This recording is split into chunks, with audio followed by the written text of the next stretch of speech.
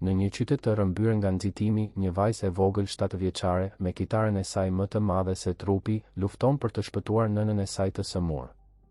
Ajo këndon rrugëve, pa e ditur se zëri i saj i mbushur me emocion mund të ndryshojë fatin e gjithë familjes së saj.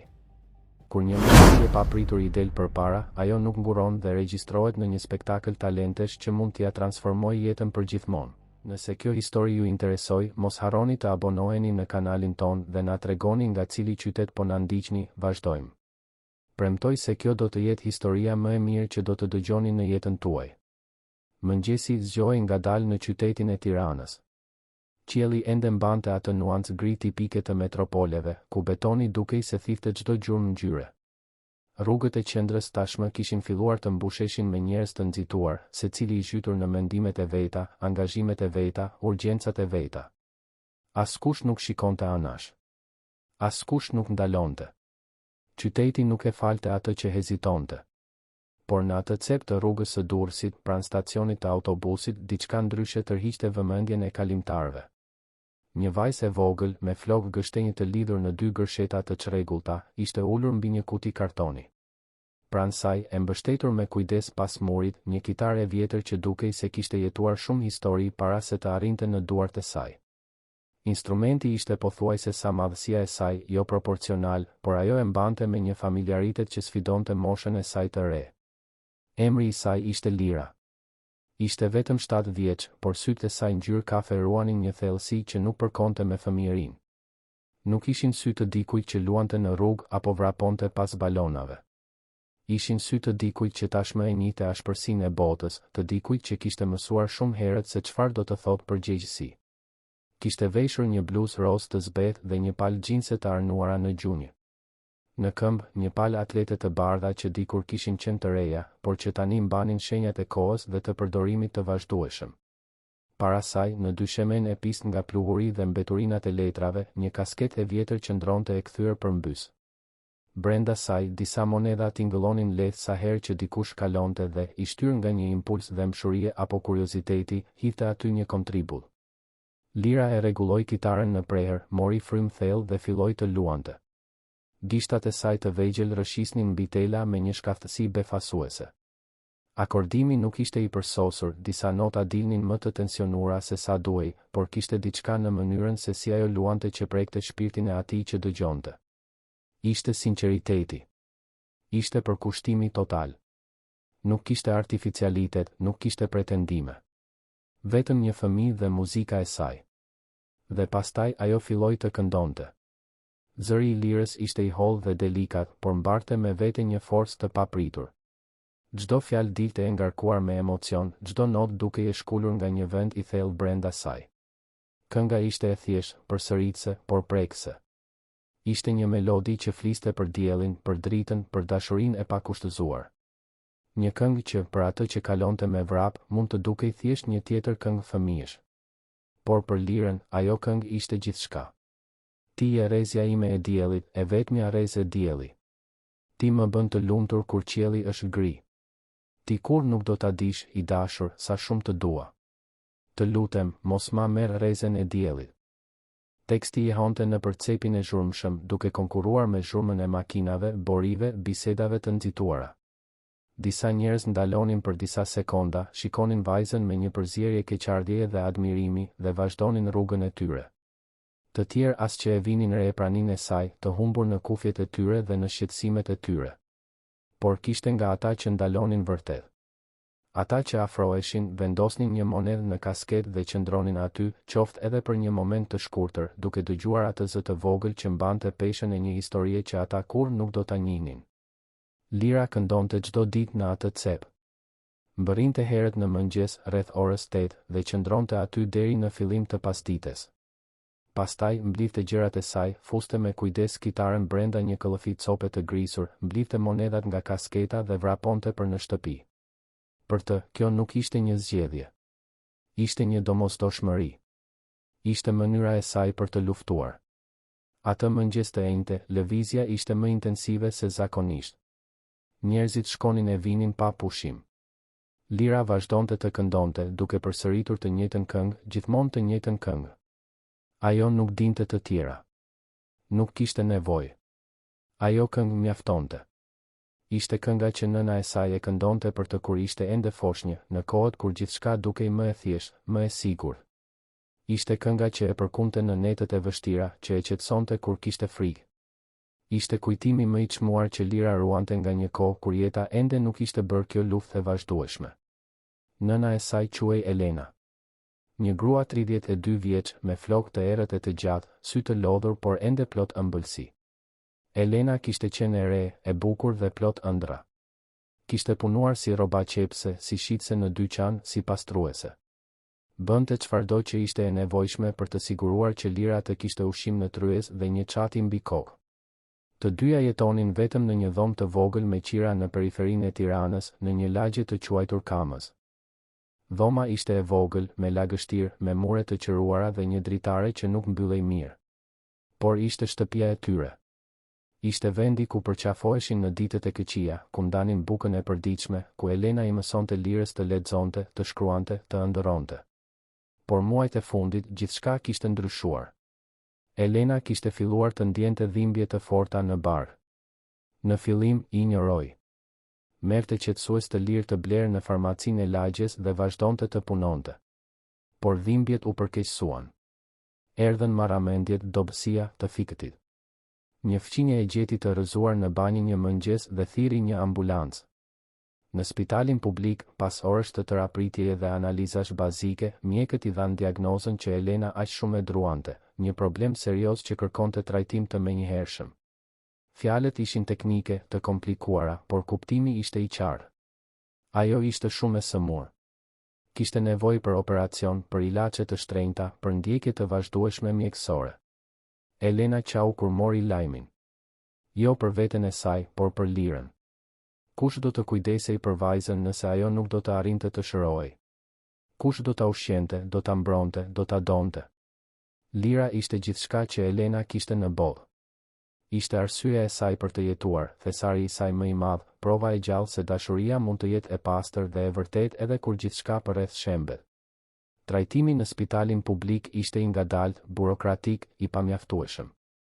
Mjekët bënin ç'të mundnin me burimet që kishin, por të gjithë e dinin se kjo nuk mjaftonte. Elena kishte nevojë për diçka më shumë. Kishte nevojë për një trajtim privat, për mjek të specializuar, për ilaçe që sistemi publik nuk i ofronte.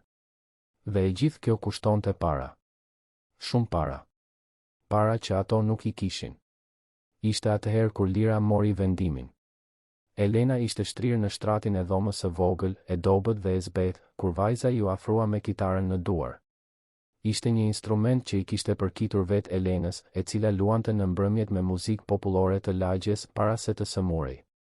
Lira e kishte marrë nga cepi i dhomës ku ishte mbështetur, e mbuluar me pluhur, dhe i tha me një vendosmëri që e rrëqethi nënën. Mami, unë do të këndoj në rrugë. Do të mbledh para për të shëruar. Elena donte të protestonte, donte të thoshte se kjo ishte e pamundur, se një fëmijë 7 vjeç nuk duhej ta mbante këtë peshë. Por kur pa në sytë e së bijës, pa diçka që e la pa fjalë. Pa guxim. Pa dashuri. Pa një vajzë që ishte e gatshme të bënte gjithçka për të shpëtuar personin që donte më shumë në botë. Dhe kështu filloi. Lira mësoi vetë të luante akordet bazë të këngës që nëna i këndonte. Nuk ishte e lehtë. Gishtat e saj ishin shumë të vegjël, telat e lëndonin, tingujt dilnin nga bim.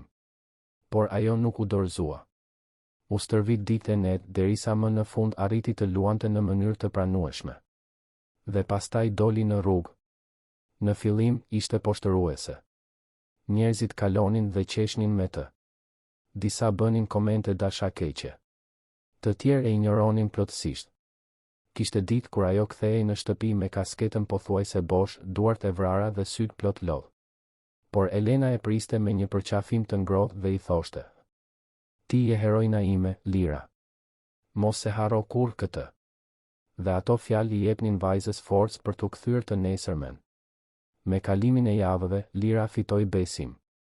Zëri i saj u bë më i qëndrueshëm, prania e saj në cep u bë e njohur. Disa njerëz filluan të ndalonin për ta dëgjuar vërtet. Një zotëri me kostum që kalonte çdo ditë rrugës për në punë, gjithmonë linte disa monedha dhe i thoshte: "Ti ke një talent të veçantë, vajzë. Mos u dorëzo." Një grua që shiste karamele në stacionin e autobusit ndonjëherë ulej pranë Lirës dhe këndonte bashkë me të, vetëm për t'i bërë shoqëri. Dhe kishte nga ata që thjesht ndalonin, dëgjonin në heshtje dhe largoheshin me sytë e përlotur, të prekur nga diçka që nuk arrinin ta shpjegonin. Por paratë që Lira mblidhte nuk mjaftonin. As parafërsisht. Çdo ditë që kalonte, Elena do bësohej më shumë. Fytyra e saj ishte gjithnjë e më e zbehtë, trupi i saj gjithnjë e më i dobët. Ajo përpiqej ta fshite vuajtjen nga e bija, por Lira shite gjithçka. Shite se si nëna dridhej nga ethet gjatë natës, se si mezi ngrihej nga shtrati, se si sforcohej për të buzëqeshur sa herë që vajza mbërrinte në shtëpi. Një pasdite, pas një dite veçanërisht të vështirë ku pothuajse askush nuk kishte ndaluar për të dëgjuar, Lira u kthye në shtëpi duke mbajtur kitaren dhe kasketën me vetëm disa monedha të shpërndara. Kur hyri në dhomë, gjeti Elenën pa ndjenja në dyshemen e banjës. Vajza bërtiti, qau, thiri për ndihmë. E njëjta fqinje erdhi me vrap dhe e ndihmoi ta vendosnin Elenën përsëri në shtrat. I dhan ujë me sheqer, ajrosën dhomën, pritën që ajo të vinte në vete. Kur Elena hapi syt, gjëja e parë që pa ishte fytyra e frikësuar e së bijës. Zgjati dorën, preku fytyrën e Lirës dhe pëshpëriti me zë të dobët. Mos ki frikë, vogëlushja ime. Unë do të bëhem mirë. Ne do të bëhemi mirë. Por Lira e dinte se nuk ishte e vërtetë. E dinte se koha po mbaronte. E dinte se kishte nevojë për një mrekulli. Dhe ishte në një pasdite me shi të së premtes, ndërsa këndonte në cepin e lagur dhe duke u dridhur nga i ftohti, që mrekullia filloi të merrte formë. Një grua e moshës së mesme, me një çadër shumë ngjyrëshe dhe një pallto elegante, ndaloi para Lirës. Qëndroi aty për minuta të tëra, duke dëgjuar vajzën të këndonte nën shiun e imët që binte mbi Tiranë. Kur Lira mbaroi këngën, gruaja u afrua, hapi çantën dhe vendosi një kartëmonedhë 5000 lekëshe në kasketë. Lira zgurdulloi sytë. Ishte shumë më e madhe që dikush i kishte dhënë ndonjëherë. Ti këndon shumë bukur, e dashur, tha gruaja me një buzëqeshje të bullë. Si e ke emrin? Lira, u përgjigj vajza, ende e habitur.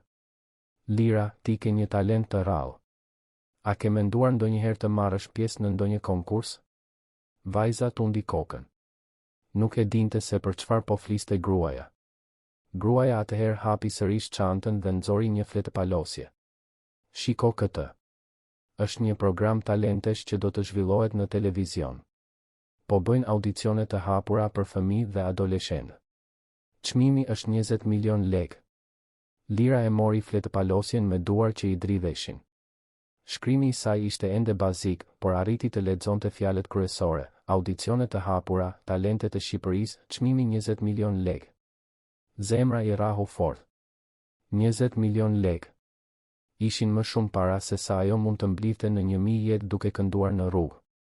Ishin para të mjaftueshme për të paguar të gjitha trajtimet e nënës. Ishte shpëtimi. Mendon se mund t'ia dal? Pyeti Lira me zërin që i dridhej. Gruaja u përkul, u vu në nivelin e syve të vajzës dhe tha me vendosmëri: Jam e sigurt. Dhe pastaj u largua, duke u zhdukur në turmën e qytetit gri.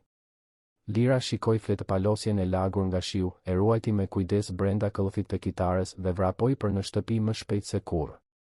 Atletet e saj të qullura përplaseshin në përpellgje, rrobat i ishin ngjitur pas trupit nga i ftohti, por ajo nuk ndjente asgjë nga këto. Ndjente vetëm shpresë. Një shpresë që prej kohësh nuk e kishte vizituar zemrën e saj. Kur mbërriti në dhomë, gjeti Elenën të ulur në cep të shtratit, duke u përpjekur të ngrihej. Vajza vrapoi drejt saj, e përqafoi fort dhe tha, duke gulquar: Mami, gjeta një mënyrë. Do të marr pjesë në një program në televizion dhe do të fitoj 20 milion lekë. Do të shëroj, mami. Do t'ia dal. Elena shikoi të bijën, pa shkëlqimin e dëshpëruar në sytë e saj, dhe nuk pati guxim t'i thoshte se kjo ishte e pamundur. Nuk pati guxim ta shkatëronte atë shpresë. Vetëm e përqafoi Lirën me gjithë forcën që i kishte mbetur dhe pëshpëriti. Unë besoj tek ti, vogëlushja ime. Gjithmonë kam besuar. Në ditët që pasuan, Lira nuk pushoi së menduari për programin. Gjatë ditës, vazhdonte të shkonte në cep për të kënduar, por tani me një motivim të ri. Natën, në shtëpi, studionte fletëpalosjen, duke u përpjekur të kuptonte se çfarë duhej të bënte për të marrë pjesë. Elena, edhe pse e dobët, e ndihmonte si të mundte. I shpjegonte çfarë dinte për televizionin, për konkurset, për prezantimet. Do të duhet të regjistrohesh, Lira. Pastaj, ata do të thërasin për audicion. Dhe atje, ti do të këndosh para juris. Nëse atyre u pëlqen, ti kalon në fazën tjetër. Po sikur të mos ja dal, mami? Elena i mbajti fytyrën e Sabies mes duarve dhe tha me gjithë bindjen që ende kishte. Ti do t'ja dalësh. Sepse ti ke diçka që askush tjetër nuk e ka. Ti ke të vërtetën në zërin tënë. Dhe e vërteta gjithmonë i prek zemrat. Regjistrimi u bë me telefon, me ndihmën e fqinjes që kishte celular. Lira dha emrin e saj të plot, moshën, dhe shpjegoi se këndonte dhe luante kitar. Operatori në anën tjetër të linjës ishte i sjellshëm dhe i tha se ishte regjistruar dhe se së shpejti do të merrte një telefonat me datën dhe orën e audicionit. Lira priti me ankth. Çdo ditë që kalonte dukej më e gjatë se e mëparshmja. Elena, nga ana tjetër, vazhdonte të dobësoj. Forcat i largoheshin pak nga pak, sikur jeta po i ikte ngadalë nga trupi. Por ajo mbahej. Mbahej për të bien. Mbahej për atë shans të fundit. Dhe pastaj, në një mëngjes me diell të së shtunës, telefoni i fqinjes ra. Ishte produksioni i programit. Audicioni i Lirës ishte caktuar për të premten e ardhshme, në orën 10 të mëngjesit, në pallatin e kongreseve. Kur Lira mori lajmin, bërtiti nga gëzimi. Kërceu, qau, përqafoi nënën me aq forcë sa Elena i u lut ta lironte pak. Por ishte e lumtur. Edhe me gjithë dhimbjen, edhe me gjithë dobësinë, ishte e lumtur që shite atë shkëlqim në sytë e Sabies. Tani duhet të ushtrohesh shumë, Lira. Do të jetë dita më e rëndësishme e jetës tënde. Dhe Lira u ushtrua. U ushtrua sikur më parë. Zgjoi para se të lindte dielli dhe qëndronte aty në dhomën e ngushtë, duke luajtur dhe kënduar të njëjtën këngë pa pushim. Elena, e shtrirë në shtrat, dëgjonte me sy mbyllur, duke u përpjekur të ruante në kujtesë çdo notë, çdo fjalë. E dinte se ky mund të ishte një nga momentet e fundit që do të kishte me të bien. Të hënën para audicionit, ndodhi diçka e tmerrshme. Elenës i ra të fikët përsëri, por këtë herë ishte ndryshe. Nuk u zgjua menjëherë. Qëndroi pa ndjenja për disa minuta. Kur më në fund erdhi në vete, ishte e hutuar, e çorientuar. Lira, e tmerruar, donte të thërriste një ambulancë, por Elena e ndaloi. Jo, bija ime. Unë vetëm duhet të pushoj pak. Do të jem mirë deri të premten. Të premtoj. Por Lira e pa të vërtetën në sytë e nënës. Pa se ajo po përkeqësoi. Pa se koha po mbaronte. Atë natë, e shtrirë pranë nënës në shtratin e ngushtë, Lira bëri një premtim të heshtur. I premtoi vetes se do ta fitonte atë konkurs. Se pavarësisht çfarë do të ndodhte, ajo do të jepte gjithçka nga vetja në skenë. Jo vetëm për veten, por për Elenën. Për gjithçka që nëna e saj kishte bërë, për gjithë dashurinë që kishte marrë, për gjithë forcën që ajo grua i kishte dhënë. Ditët u zvarritën me një ngadalësi torturuese. Lira nuk mund të mendonte për gjë tjetër. Nuk shkonte më në cep për të kënduar, duke preferuar të qëndronte në shtëpi duke u kujdesur për nënën dhe duke u ushtruar. Elena, pavarësisht gjithçkaje, përpiqej të qëndronte e ndërgjegjshme, të jepte mbështetje Sabies, të ishte e pranishme në ato momente të fundit para ditës së madhe. Dhe pastaj, më në fund, erdhi e premtja. Lira u zgjua para agimit. Zemra i rrite aq fort sa dukej se donte t'i dilte nga kraharori. Shikoi anash dhe pa Elenën ende duke fjetur, fytyrën e zbeth si dylli. Për një moment, pati frikë se nëna nuk do të zgjohej. Por pastaj Elena hapi syt ngadalë dhe buzëqeshi. Mirëmëngjes, vogëlushja ime. Erdhi dita e madhe. Lira u vesh me rrobat më të mira që kishte, një bluzë të bardhë që fqinja ja kishte dhënë dhuratë dhe të njëjtat xhinse të arnuara. Kreu flokët, i lidhi në një bisht të thjeshtë. Veshi atletet e bardha të vjetra. Mori kitaren me kujdes, sikur po mbante diçka të shenjtë. Elena u ngrit me vështirësi, duke u mbështetur pas murit. Veshi një fustan të thjeshtë dhe lidhi flokët. Ishte e dobët, me ethe, por e vendosur. Nuk do ta humbiste atë moment për asgjë në botë. Të dyja dolën nga dhoma dhe morën autobusin që do t'i çonte në qendër të qytetit. Udhëtimi ishte i gjatë, pothuajse 2 orë. Elena qëndroi ulur gjatë gjithë kohës, me kokën mbështetur në xhamin e dritares, duke u përpjekur të mos tregonte sa keq po ndihej. Lira i mbante fort dorën nënës, sikur ajo prekje ishte në gjendje ta mbante gjallë. Kur më në fund mbërritën në pallatin e kongreseve, Lira mbeti e paralizuar.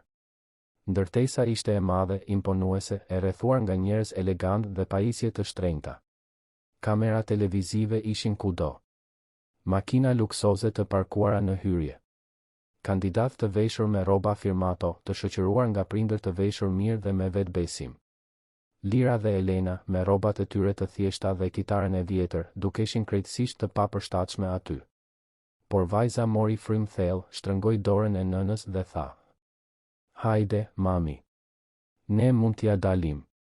Dhe të dyja hyn brenda. Brenda pallatit të kongreseve, lëvizja ishte edhe më e madhe.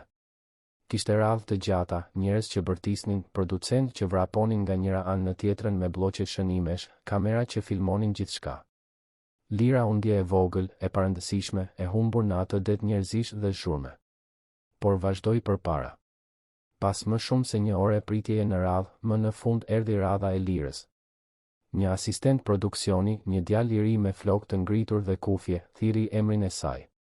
"Lira Santos?" "Po, unë jam," u përgjigj ajo me zë të dridhur. "Jeni vetëm apo keni shoqërues?" "Kam nënën time." Djali shikoi Elenën, vuri re gjendjen e saj të dobët dhe bëri një shënim në blok. "Në rregull. Zonja mund të pres atje në dhomën e shoqëruesve. Lira do të hyjë vetëm për audicion." Elena donte të protestonte, donte të thoshte se duhej të ishte me të bien, por nuk pati forcë. Vetëm e përqafoi Lirën me gjithë intensitetin që i kishte mbetur dhe i pëshpëriti në vesh. "Ti do të shkëlqesh, vogëlushja ime. Këndo me zemër. Këndo siç ke kënduar gjithmonë për mua." Lira pohoi me kokë, gëlltiti lotët dhe ndoqi asistentin e produksionit përmes një korridori të gjatë dhe të heshtur. Hapat e saj jehonin në dyshemen e mermer. Zemra i rrite pa rregull. Me çdo hap, ndjente peshën e përgjegjësisë. Nuk ishte thjesht një audicion. Ishte shansi për të shpëtuar jetën e personit që donte më shumë. Më në fund, arritën te një derë e madhe. Nga ana tjetër, Lira mund të dëgjonte zëra të mbytur, muzikë, duartrokitje. Asistenti u kthye nga ajo dhe i tha: "Kur kjo derë të hapet, ti do të hysh dhe do të ecësh deri në qendër të skenës. Atje do të prezantohesh dhe do të thuash emrin tënd, moshën dhe çfarë do të bësh. Pastaj, thjesht prit që juria të japë sinjalin për të filluar." "E kuptove?" Lira pohoi me kokë, edhe pse nuk ishte e sigurt se kishte kuptuar gjithçka. Dera u hap. Dhe Lira hyri. Shkëlqimi i dritave ishte dërmues. Lira bëri hapin e parë në skenë dhe ju desh të mbyllte sytë, duke u përpjekur të mësojë me atë dritë intensive që dukej se vinte nga të gjitha anët. Projektor të bardhë, të verdhë, blu, të kuq. Gjithçka vezullonte, gjithçka shkëlqente, gjithçka dukej se ishte aty për ta frikësuar. Gjunjët i dridheshin. Duart i djersiteshin të ftohta ndërsa mbante kitaren e vjetër. Por ajo nuk u ndal. Vazhdoi të ecte, hap pas hapi, derisa arriti në qendër të skenës ku ishte një gjë i shënuar në dy sheme me shirit ngjitës me ngjyra. Në anën tjetër, në një distancë që dukej kilometrike, ishin 3 anëtarët e jurisë të ulur pas një tavoline të gjatë dhe elegante. Lira nuk mund t'u shite fytyrat mirë për shkak të dritave, por e dinte se ishin aty, duke e vëzhguar, duke e gjykuar para se ajo të hapte gojen. Rreth skenës, kamera të mëdha ishin drejtuar nga ajo, të operuara nga burra serioz që mbanin kufje dhe dukej se nuk i mbyllnin kurrë sy. Mbi, në tribunat e zbrasta që më vonë do të mbusheshin me publik, vetëm disa producent dhe asistent të shpërndar ndiqnin skenën me bloqe shënimesh dhe celular në duar. Një heshtje e rëndë pllakosi ajrin. Lira gëlltiti pështymën. Zemra i rrite aq fort sa ishte e sigurt se të gjithë aty mund ta dëgjonin. "Përshëndetje, e dashur," tha një zë femëror nga tavolina e jurisë. Ishte i butë, mikpritës. "Si e ke emrin?" Lira u përpoq të përgjigjej, por zëri i dështoi. Pastroi fytin, mori frym thellë dhe provoi përsëri. "Lira. Lira Santos. Sa vjeç je, Lira?" 7. U dëgjua një murmurim habie nga tavolina. Antarja e jurisë që fliste ishte Marcela Frashëri, një këngëtare e famshme e viteve 90 që tani punonte si antare jurie dhe mentore e talenteve të reja. Ajo kishte flokë të shkurtër bjond, syze me skele të kuq dhe një buzëqeshje të bullë. 7 vjeç? Je shumë guximtare, e di? Çfarë do të bësh për ne sot? Do të këndoj dhe do të luaj kitarë. Shkëlqyeshëm. Dhe kjo këngë që do të këndosh, ka një emër? Lira pohoj me kokë. Ti je rezja ime e diellit.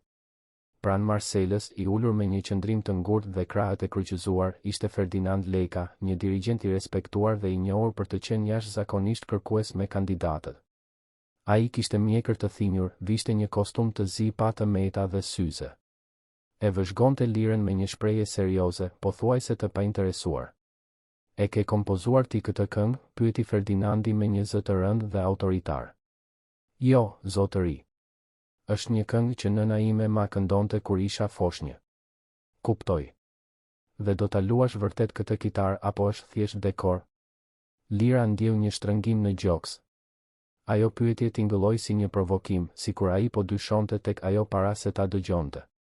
Por ajo ngriti mjekrën, shtrëngoi kitarën pas gjoksit dhe u përgjigj me vendosmëri. Do ta luaj vërtet. Atëherë të shohim, tha Ferdinandi me një gjysmë buzëqeshje skeptike. Antari i tretë i jurisë, i ulur në anën tjetër të tavolinës, ende nuk kishte folur. Ai ishte paksa i larguar nga dy të tjerët, me trupin e përkulur përpara, bëryllat mbështetur në tavolinë dhe duart e gërshetuara nën mjekër. Kishte veshur një këmishë blu me mëngë të përveshura, pantallona të zeza dhe një orë luksoze që shkëlqente nën drita. Flokët e tij ishin të zinj me disa fije të thinjura anash, të krejura prapa me xhel. Fytyra e tij ishte këndore, e shënuar nga një shprehje që luhatej mes lodhjes dhe acarimit. Sytë e tij, të errët dhe të thellë, ishin ngulur te Lira me një intensitet që vajza nuk arrinte ta deshifronte. Ky ishte Ardian Aliu. Biznesmen, producent muzikor, pronar i një prej kompanive më të mëdha diskografike në vend. Një njeri që kishte ndërtuar një perandori në industrinë e argëtimit, që kishte zbuluar artistë që sot shisnin miliona disqe, që kishte fuqi të mjaftueshme për të transformuar një jetë me një pot të thjesht ose për ta shkatëruar atë me një jo të thjesht. Ai ishte i frikshëm, i respektuar dhe i ziliqar. Prania e tij në atë program kishte qenë një nga arritjet më të mëdha të produksionit. Ishte një njeri që rrallë shfaqej në publik, që shmangte projektorët pavarësisht se punonte me ta çdo ditë. Por në atë moment, diçka brenda Ardianit ishte e shqetësuar. Që kur vajza kishte hyrë në skenë, ai kishte ndjerë një bezdi të pashpjegueshme. Një ndjesi të çuditshme në gjoks, sikur diçka ishte gabim, e pa vend. Nuk mund t'i hiqte syt prej saj.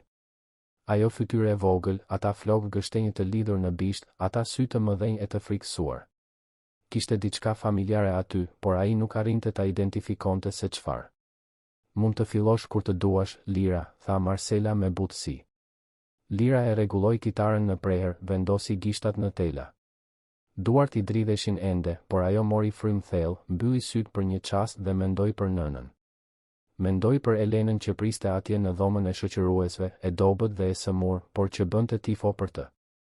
Mendoi për të gjitha mëngjeset e ftohta në cepin e rrugës, për të gjitha monedat e mbledhura një nga një, për të gjitha herët që gati u dorëzua por vazhdoi përpara. Mendoi për premtimin që i kishte bërë vetes, ta fitonte atë konkurs, të fitonte paratë, të shpëtonte nënën e saj. Dhe pastaj filloi të luante. Akordet e para dolën hezituese, paksa të çakorduara. Ferdinandi rrotulloi syt në mënyrë diskrete. Marcela mbajti buzëqeshjen inkurajuese. Por Ardiani u përkul edhe më përpara, duke rrudhur ballin. Kishte diçka në ato nota. Diçka që ai e njihte. Lira hapi gojen dhe filloi të këndonte.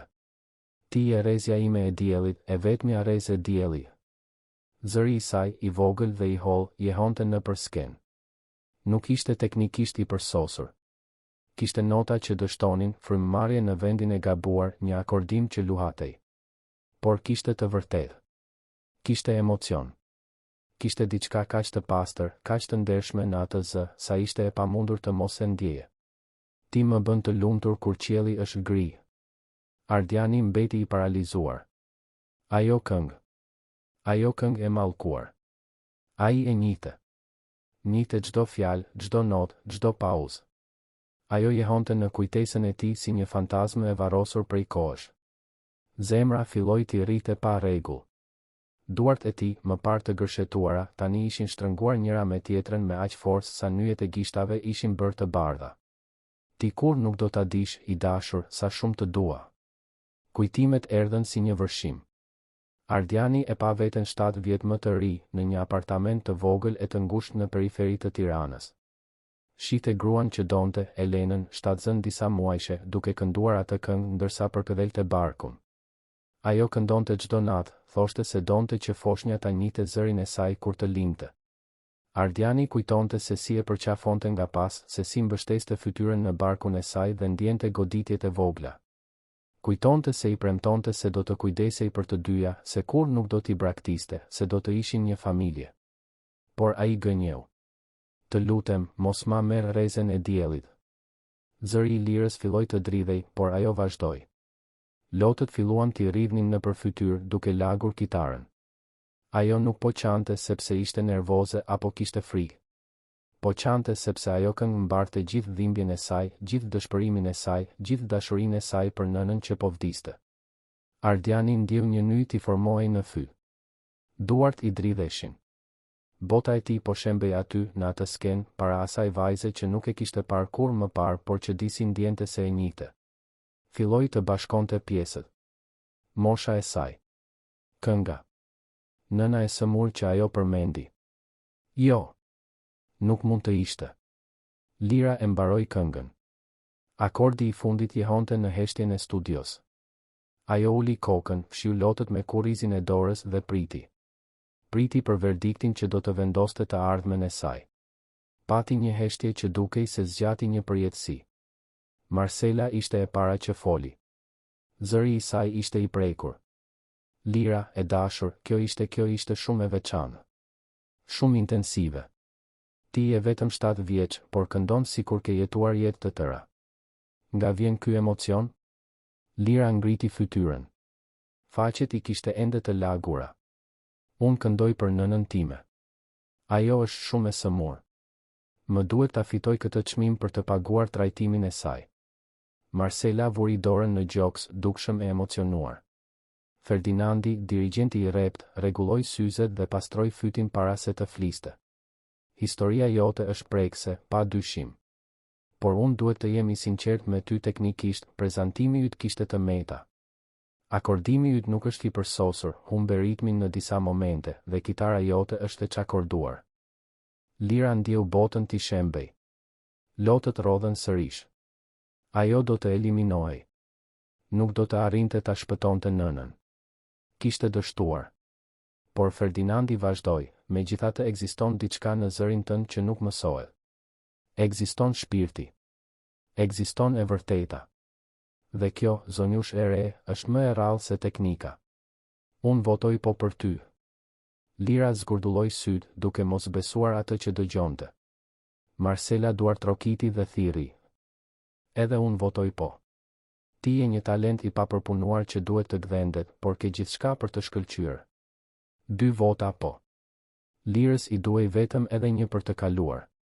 Ajo shikoi antarin e tretë të jurisë, atë burrin me këmishë blu që ende nuk kishte thënë asnjë fjalë. Ardiani ishte i palvizshëm, me fytyrë të zbetë, syt ngulur tek ajo por sikur po shikonte përmes saj, në një vend të largët. Ardian, e thiri Marcela. Cila është vota jote? Ardiani nuk u përgjigj. Dukej se ishte në trans, frymëmarrja ishte e shpejtë, e çrregull. Ai shtrëngoi syt fort, duke u përpjekur të mblidhte veten, duke u përpjekur t'i largonte ato kujtime që po e mbytnin. Por ishte e pamundur. Ajo vajzë. Ajo këngë. Nuk mund të ishte rastësi. Ardian, insistoi Marcela, tani e shqetësuar. A je mirë? Ai u ngrit befas, duke rrëzuar karrigen pas tij. Zhurma jehonte në studio. Të gjithë e shikuan të frikësuar.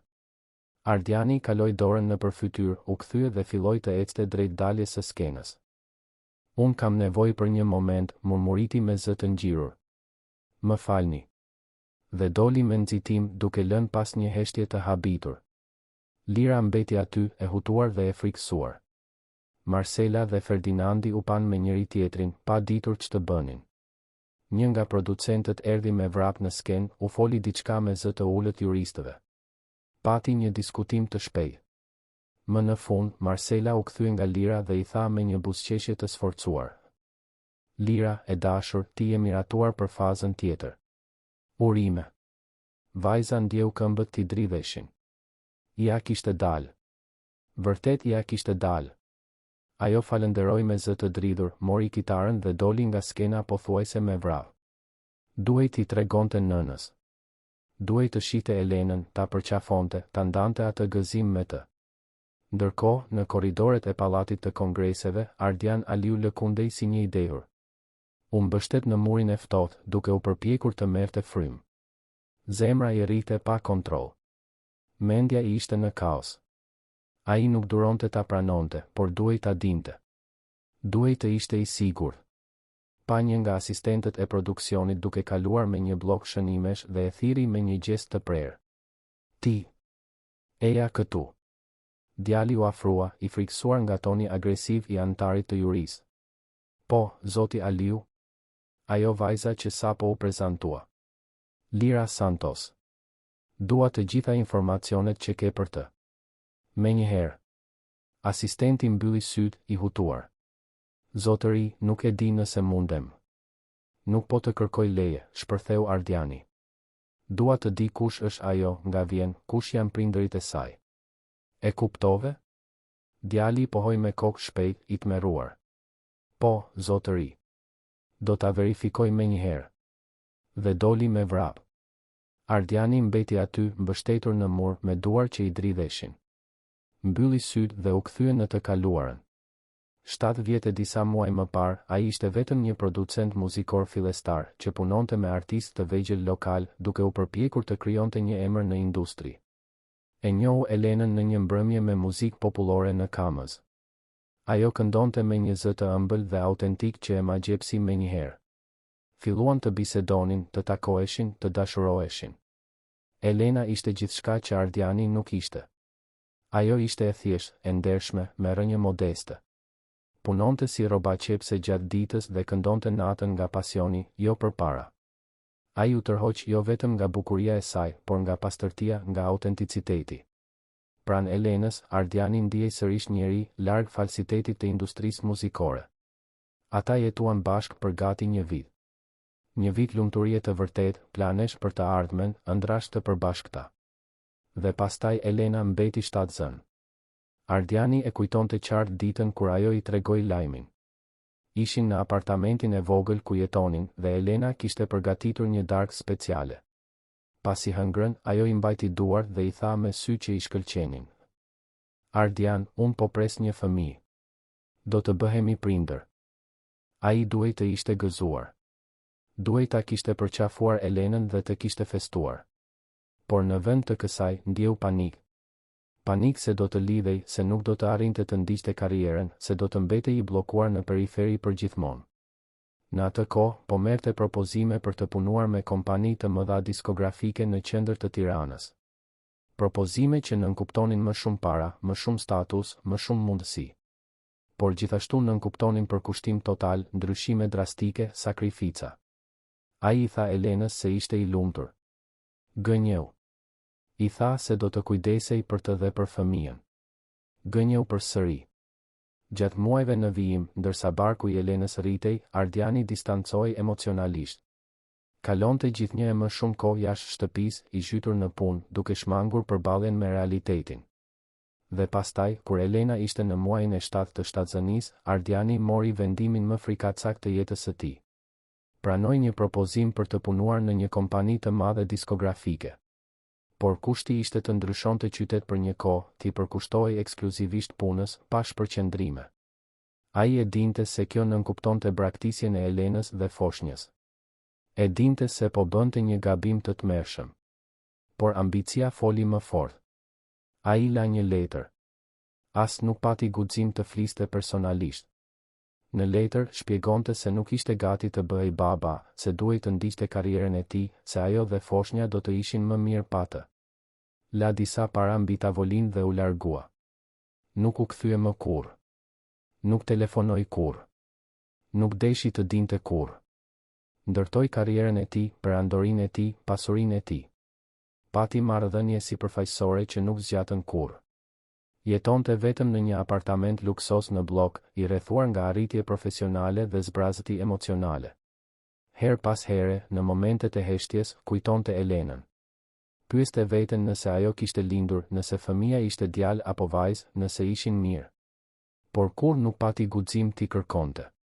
Faji ishte shumë i madh. Pesha e braktisjes ishte e padurueshme. Dhe tani, 7 vjet më vonë, aty ishte një vajzë 7 vjeçe, me flokë gështenjë si të Elenës, duke kënduar këngën që Elena këndonte, duke thënë se nëna ishte e sëmurë dhe kishte nevojë për ndihmë. Nuk mund të ishte rastësi. Asistenti i produksionit u kthye duke gulquar, duke mbajtur disa letra të printuara. Zoti Aliu. I gjeta informacionet. Ardiani ja rëmbeu letrat nga duart dhe filloi të lexonte shpejt. Emri i plot, Lira Santos.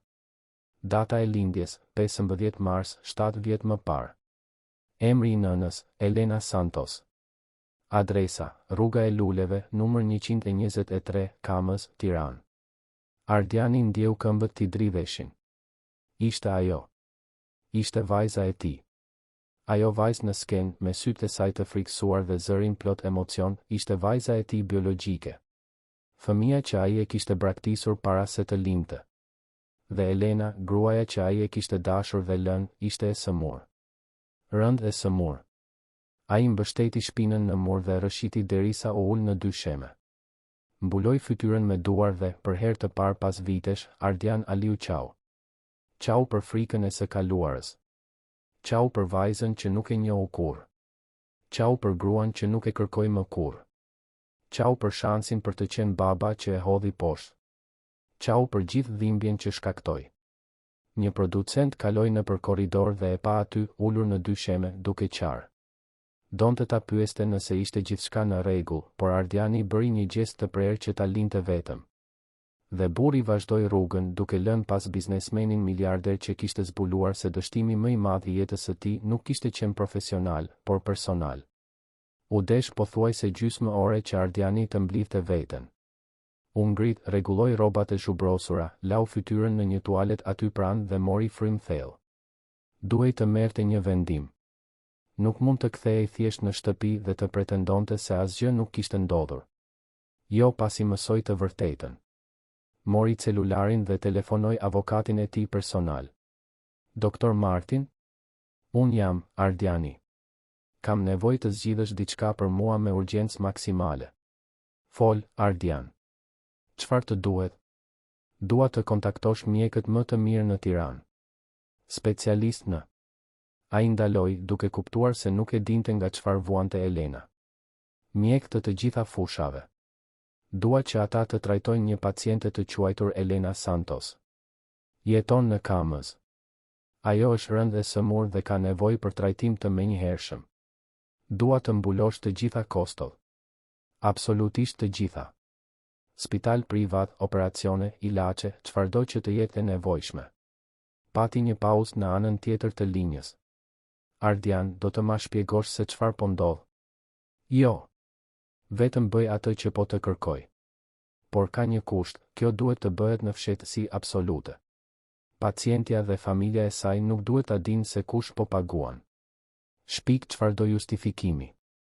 Thuaj se është një program social, një donacion anonim, çfarëdo. Por emri im nuk duhet të shfaqet. E kuptove? Kuptova. Do ta rregullojmë menjëherë. Shkëlqyeshëm. Më mbaj të informuar për gjithçka. Ardiani e mbylli dhe e futi celularin në xhep. E dinte se kjo nuk do t'i shlyente gabimet e tij. E dinte se parat nuk do t'i fshinin 7 vitet e mungesës. Por ishte një fillim. Ishte minimumi që mund të bënte. Ai u kthye në dhomën e juris. Marcela dhe Ferdinandi e shikuan me shqetësim. Ardian, a je mirë? Pyeti Marcela. Jam, gënjeu ai. Më falni për episodin e mëparshëm. Ishte një shqetësim i papritur. Më kaloi. Je i sigurt? Mund të therasim një mjek. Nuk ka nevojë. Jam mirë. Ferdinandi u përkul përpara dhe pyeti me ton serios, dhe vendimi yt për vajzën? Lirën? Ne e miratuam, por edhe vota jote vlen. Ardiani i shikoi të dy dhe tha me vendosmëri, vota ime është po. Ajo është miratuar. Marcela buzëqeshi e lehtësuar. Shkëlqyeshëm. Ajo e meriton. Dhe kështu, pa e ditur askush, Ardian Aliu sapo kishte marrë vendimin e parë si baba në gjithë jetën e tij. Kishte miratuar vajzën e tij në një program talentesh, pa e ditur ajo se ai ishte babai i saj. Ishte ironike, tragjike dhe dhimbshëm prekse. Ndërkohë, në një dhomë tjetër të pallatit të kongreseve, Lira përqafonte Elenën me gjithë forcën që kishte. Të dyja qanin, qeshnin, dridheshin nga emocioni. Ja dola, mami. Ja dola të kaloj. Elena i përkëdheli flokët së bijës me duar që i dridheshin. Gjithmonë e kam ditur se do t'ja dilje, vogëlushja ime. Gjithmonë e kam ditur. Të dyja qëndruan aty të përqafuara për minuta të tëra, të pavetëdijshme për lëvizjen përreth, të pavetëdijshme për të ardhmen e pasigurt që i priste. Në atë moment, gjithçka që kishte rëndësi ishte ai përqafim, ajo fitore e vogël por domethënëse. Kur më në fund dolën nga pallati i kongreseve, dielli tashmë kishte filluar të perëndonte. Morën autobusin për në shtëpi në heshtje, të raskapitura por plot shpresë. Lira shikonte nga dritarja, duke parë qytetin të kalonte dhe mendonte për gjithçka që do t'i duhej ende të bënte për ta fituar atë program. E dinte se udhëtimi sapo kishte filluar. Se do të vinin më shumë audicione, më shumë sfida, më shumë momente presioni. Por ishte gati. Ishte e gatshme të luftonte deri në fund. Elena, pranë saj, mbyllte sytë dhe përpiqej të mos mendonte për dhimbjen që i pulsonte në tru. Përpiqej të mos mendonte se sa e dobët ishte, se si çdo ditë që kalonte e afronte më pranë fundit. Vetëm donte të shijonte atë moment. Vetëm donte të ishte aty, pranë së bijës, duke jetuar edhe një ditë më shumë. Dhe kështu, nën e bij u kthyen në dhomën e vogël në Kamës, pa e ditur se jetët e tyre ishin gati të ndryshonin në mënyra që kur nuk mund t'i imagjinonin. 2 ditë pas audicionit, në një pasdite kur Elena mezi ngrihej nga shtrati, dikush trokiti në derën e dhomës. Lira, e cila ishte ulur pranë nënës duke lexuar një libër të marrë nga biblioteka e komunitetit, shkoi ta hapte me kujdes. Në anën tjetër, gjeti një burr me kostum gri, shumë të veshur mirë, duke mbajtur një çantë lëkure. Mirëdita. A banon këtu zonja Elena Santos? Lira e shikoi me dyshim të panjohurin. Kush jeni ju? Emri im është Dr. Martin Tahiri. Unë jam përfaqësues i një fondacioni mjekësor që ofron trajtim falas për pacientët në situatë vulnerabël. Ne u informuam nga asistenca sociale e spitalit publik për rastin e zonjës Elena dhe do të donim të ofronim shërbimet tona. Lira rudhi ballin, pa e kuptuar plotësisht. Trajtim falas? Pikërisht. Fondacioni ynë mbulon të gjitha kostot, analizat, shtrimin në spital, operacionin nëse është e nevojshme, ilaçet. Gjithçka pa asnjë pagesë. Vajza ndjeu zemrën t'i rritë fort. A ishte e vërtet? A ishte e mundur që ajo mrekulli po ndodhte vërtet? Thiri nënën, e cila u zvarit deri te dera me vështirësi. Elena, e zbeth dhe duke u dridhur, e shikoi burrin me dyshim. Kjo nuk ka kuptim. Pse një fondacion do të zgjidhte pikërisht mua? Martini ishte i përgatitur për këtë pyetje. Buzëqeshi butësisht dhe u përgjigj, fondacioni ynë punon me referime nga spitalet publike. Ne zgjedhim raste urgjente ku mund të bëjmë një ndryshim. Rasti i zonjës u referua nga ekipi mjekësor që ju trajtoi. Nëse pranoni ndihmën tonë, mund t'ju çojmë që sot në spitalin amerikan, një nga më të mirët në Tiranë. Elena shikoi Lirën, e cila kishte sytë e zgurdulluar nga shpresa. Shikoi përsëri burrin. Kishte diçka në atë situatë që nuk dukej se kishte kuptim, por ajo ishte shumë e dëshpëruar për të bërë pyetje. Nëse kishte një shans, edhe pse të vogël, duhej ta pranonte. Në rregull. Unë pranoj. Më pak se një orë më vonë, Elena po transportohej me një ambulancë private drejt spitalit amerikan në zonën perëndimore të Tiranës. Lira shkoi bashkë me të, duke i shtrënguar dorën nënës gjatë gjithë rrugës. Kur arritën, u pritën nga një ekip i plot mjekësor. Mjek, infermiere, punonjës social, të gjithë e trajtonin Elenën me një kujdes dhe një vëmendje që ajo kur nuk e kishte marrë në spitalin publik.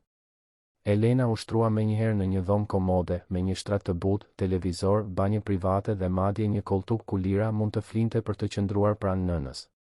Filluan analizat, gjaku, eko, skaner, rezonancë. Një bateri e plot testesh për të identifikuar saktësisht se çfarë nuk shkonte dhe si ta trajtonin.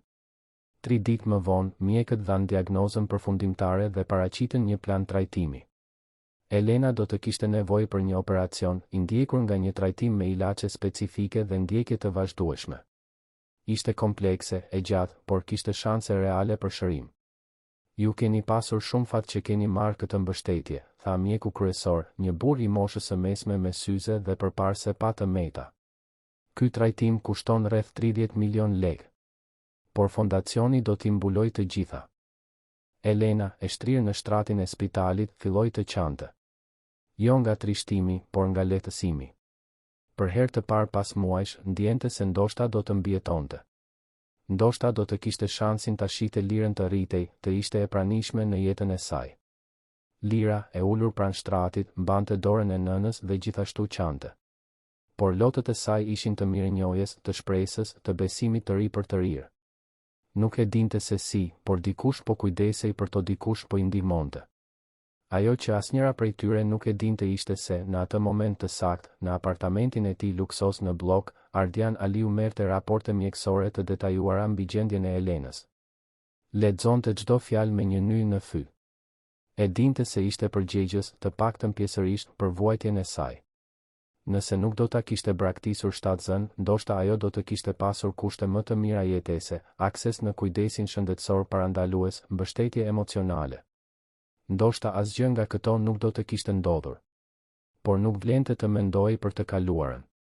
Ajo që mund të bënte tani ishte të siguronte që Elena të merrte trajtimin më të mirë të mundshëm. Dhe pikërisht këtë po bënte. Ditët kaluan. Elena u operua me sukses dhe filloi trajtimin pas-operativ. Pak nga pak, ngjyra i u kthye në fytyrë. Trupi i saj, më parë i brish dhe i konsumuar, filloi të rimerte forcat.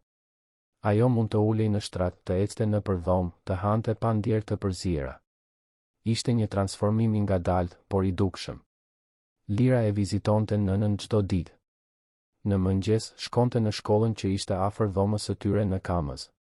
Pas dite, merrte 2 autobus deri në spital dhe qëndronte atje deri në mbrëmje. I sillte vizatime që bënte, histori që shkruante, lajme nga lagjja. Dhe, sigurisht, sillte kitarën dhe i këndonte nënës. Gjithmonë të njëjtën këngë. Gjithmonë ti je rrezja ime e diellit.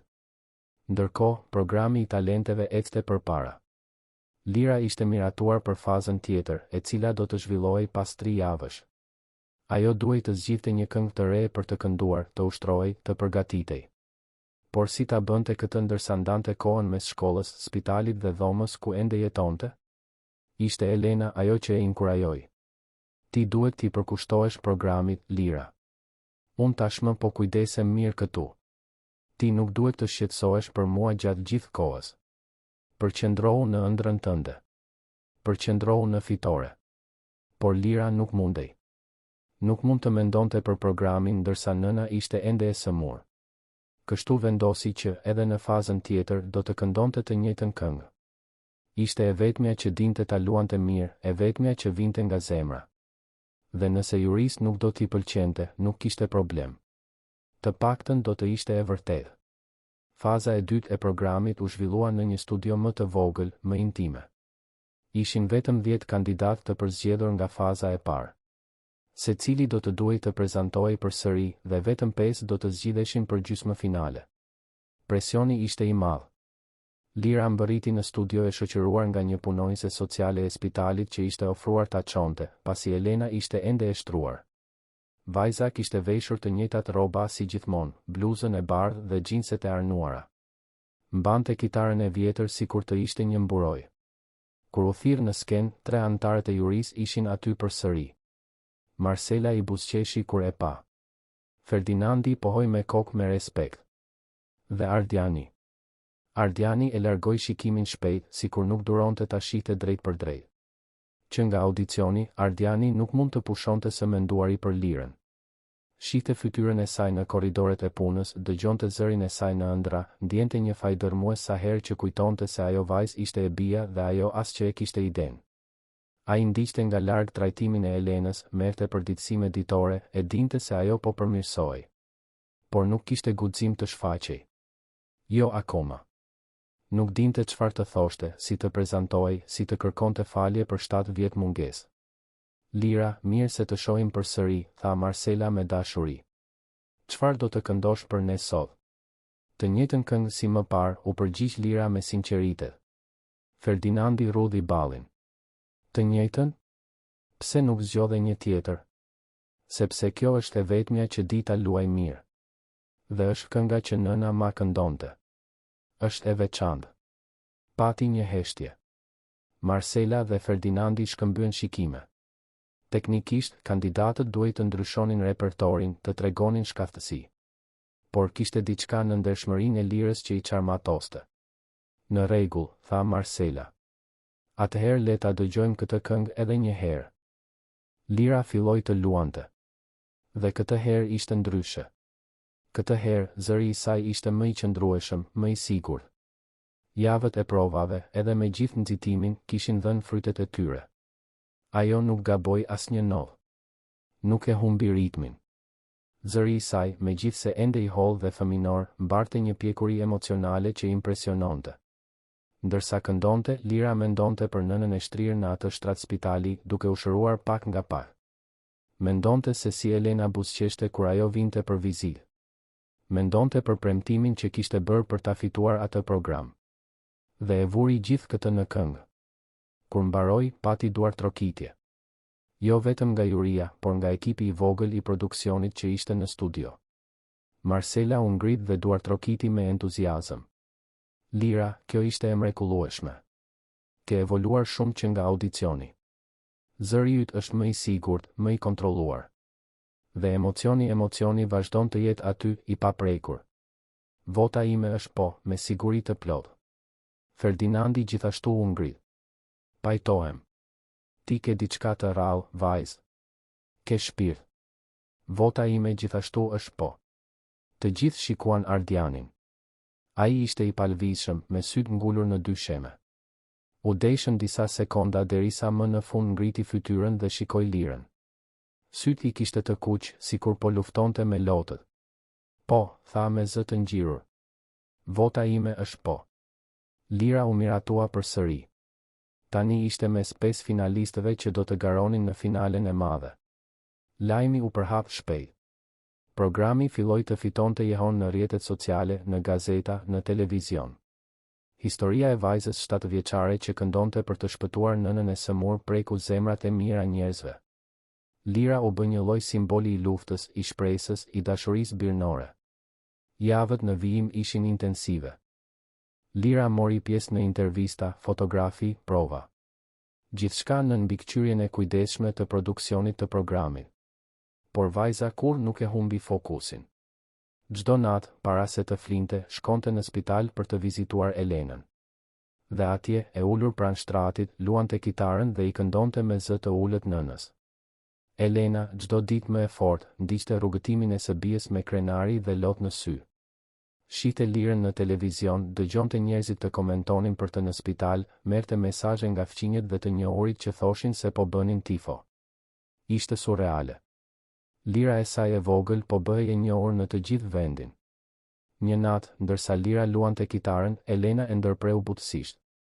Lira, duhet të tregoj diçka. Vajza ndaloi së luajturi dhe shikoi nënën me vëmendje. Ti e di që unë kur nuk kam folur shumë për baban tënd, apo jo? Lira pohoi me kokë. Ishte një temë që rrallë dilte në pa. Elena gjithmonë thoshte se baba i Lirës nuk ishte i pranishëm, se kishte ikur para se ajo të lindte, por kur nuk hynte në detaje. Ai quhej Ardian, vazhdoi Elena me zë të dridhur. Ardian Aliu. Ai ishte producent muzikor. Kur unë mbeta shtatzën me ty, ai nuk ishte gati të bëhej baba. Ai kishte ëndra, ambicie, një karrierë përpara. Dhe unë isha thjesht një robaqepse nga periferia. Mendoj se ai mendoj se unë dhe ti do të ishim një barë. Lira ndjeu një shtrëngim në gjoks. Ai të braktisi? Elena pohoi me kokë, me sytë e përlotur. Po. La një letër dhe iku. Nuk u kthye më kurrë. Për një kohë të gjatë e urreja. Por pastaj kuptova se mbajtja e asaj urrejtjeje vetëm më bënte keq. E fala, jo për të, por për veten time. Dhe për ty. Pse po ma thua këtë tani? Elena i mbajti duart së bijës. Sepse nuk dua që ti të rritesh me hidhërim në zemër. Nëse një ditë e takon baban tënd, nëse ai shfaqet në jetën tënde, dua që ti ta dish se falja është e mundur. Nuk do të thotë të harrosh, por do të thotë të çlirosh peshën. Lira e përqafoi fort nënën. Unë nuk kam nevojë për baba. Unë kam nevojë vetëm për ty. Por Elena e dinte se nuk ishte tamam kështu. E dinte se, thellë, Lira gjithmonë e kishte ndjerë mungesën e një babai. Gjithmonë ishte pyetur se si do të ishte ai, pse e kishte braktisur, nëse një ditë do të kthehej. Ishte një zbrazëti që Elena, sado që e donte të bien, nuk mund ta mbushte e vetme. Ditët kaluan. Elena doli nga spitali dhe u kthye në dhomën e vogël në Kamës. Ende duhej të merrte ilaçe ditore dhe të bënte kontrolle të rregullta mjekësore, por ishte gjallë, po shërohej. Ishte një mrekulli që ajo ende nuk arrinte ta kuptonte plotësisht. Kush ishte ai fondacion misterios që i kishte shpëtuar jetën? Pse zgjodhen pikërisht atë? U përpoq të hetonte, por të gjitha informacionet ishin të paqarta. Fondacioni preferonte të mbetej anonim, nuk kishte regjistrime publike të detajuara, askush nuk dinte kush ishin donatorët. Ishte sikur dikush donte të ndihmonte pa zbuluar identitetin e tij. Elena dyshonte. Instinkti i saj i thoshte se kishte diçka më shumë në atë histori. Por nuk kishte prova, nuk kishte siguri. Kështu vendosi thjesht ta pranonte dhuratën që jeta i kishte dhënë dhe të vazhdonte përpara. Ndërkohë, Ardiani vazhdonte jetën e tij të dy fish. Ditën ishte biznesmeni i fuqishëm, i frikshëm dhe i respektuar. Natën ishte babai i munguar që shikonte fshehurazi videot e Lirës në program, që qante në heshtje, që ndëshkonte veten me fajin e tij. Ai donte të zbulohej. Donte të shkonte te Elena dhe Lira dhe t'u thoshte të vërtetën. Por frika e paralizonte. Frika se do të refuzohej. Frika se do t'i lëndonte edhe më shumë. Frika se nuk do të falej. Kështu vendosi të priste. Të priste deri në finalen e programit.